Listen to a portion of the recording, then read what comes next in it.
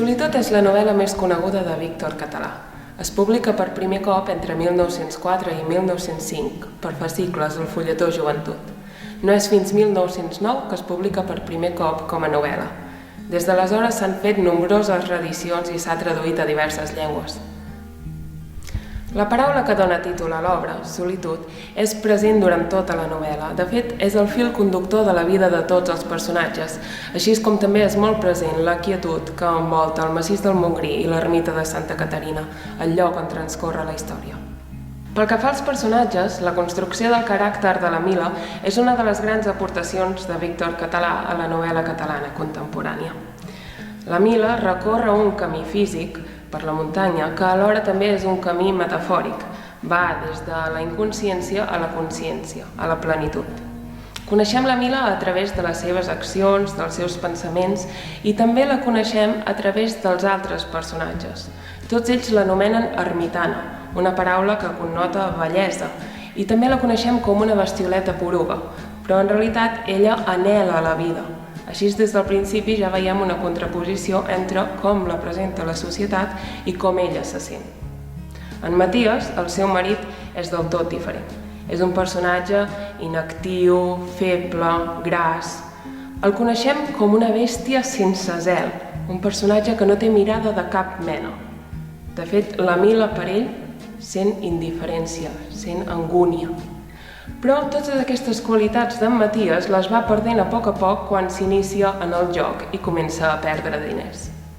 Un altre personatge molt important és el pastor, l'ermità, el gaietà.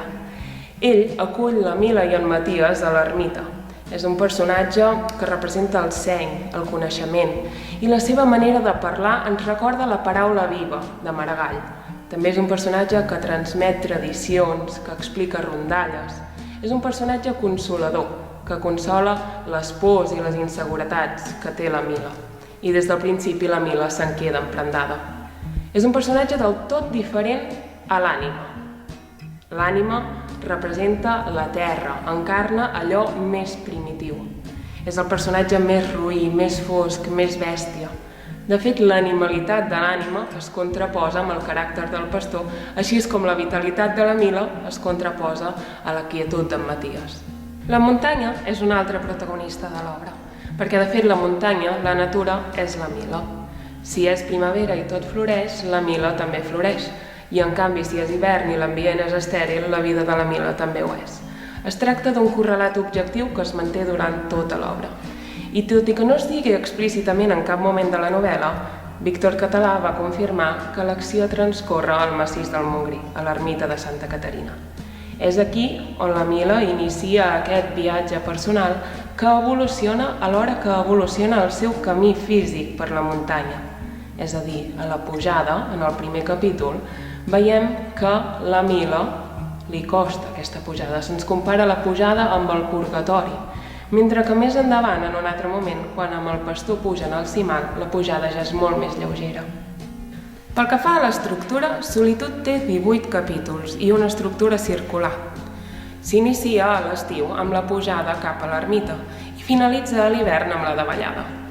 Una característica molt important pel que fa a forma és el punt de vista des del qual coneixem la història. La veu narrativa és en tercera persona, però la focalització és en la Mila. Això vol dir que el lector només sap i coneix allò que la Mila sap i coneix. La Mila actua a l'hora de conductora de la història, però també de filtre. I Solitud presenta connexions amb altres obres de Víctor Català, com és els drames rurals. El llenguatge poètic que trobem als drames rurals també el trobem a Solitud.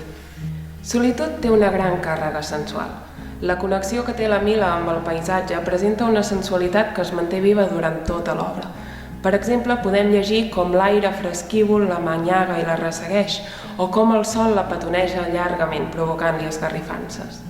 També trobem en l'obra el desig de la Mila cap a altres personatges, però aquest desig no es manté viu, aquest desig sempre mor. Per exemple, és el cas del desig que ella sent cap al pastor. She would have let herself be taken meekly, joyously. She would have let herself be pressed against that shielding breast, and annihilated in the delight of delights. She would have gladly given her friend the brightness of her eyes, the heat of her lips, the exuberant adventure of her body.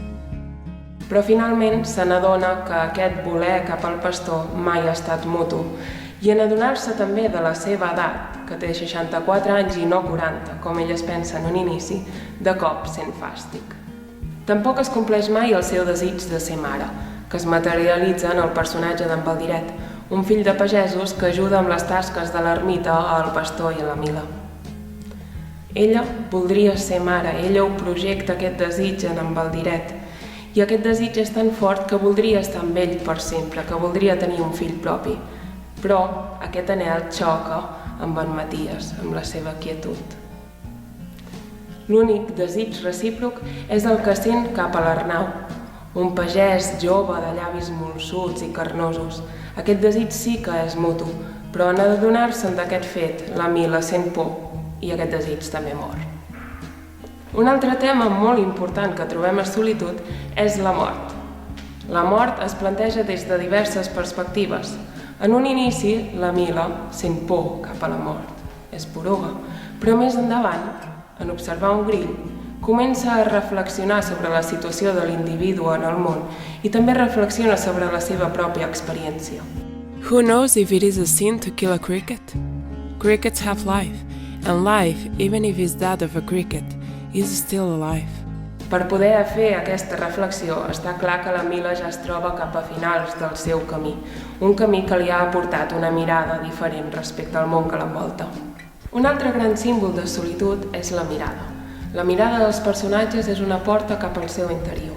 De fet, l'evolució en la mirada de la Mila és l'evolució del seu viatge personal.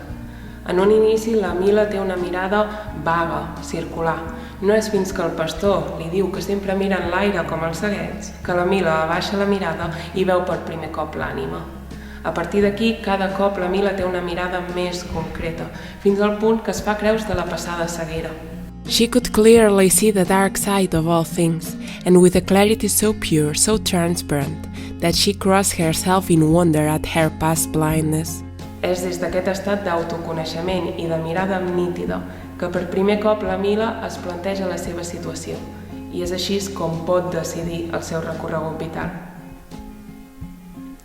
La solitud, com hem dit abans, és molt present a la vida de tots els personatges i és molt present també a la vida de la Mila. En un inici, la solitud per ella comporta por, angoixa, agonia de l'ànima. Però, a poc, és també aquesta solitud, aquesta quietud, aquest silenci que li aporta llibertat i fortalesa. I és així com acaba l'obra. She began the descent alone. The permeating presence of solitude has crystallized bitterly in her destiny. Un cop fet aquest canvi de perspectiva, no hi ha marxa enrere. La publicació de Solitud va ser un èxit i va comportar la inserció de Víctor Català en l'avantguarda del pensament i art europeus. Escrita fa més de 100 anys, encara interpel·la el lector d'avui en dia. És comparable a altres obres d'abast universal com Anna Karenina o Madame Bovary. És atemporal. No és tan sols un clàssic de la literatura catalana, sinó que és un clàssic d'abast universal.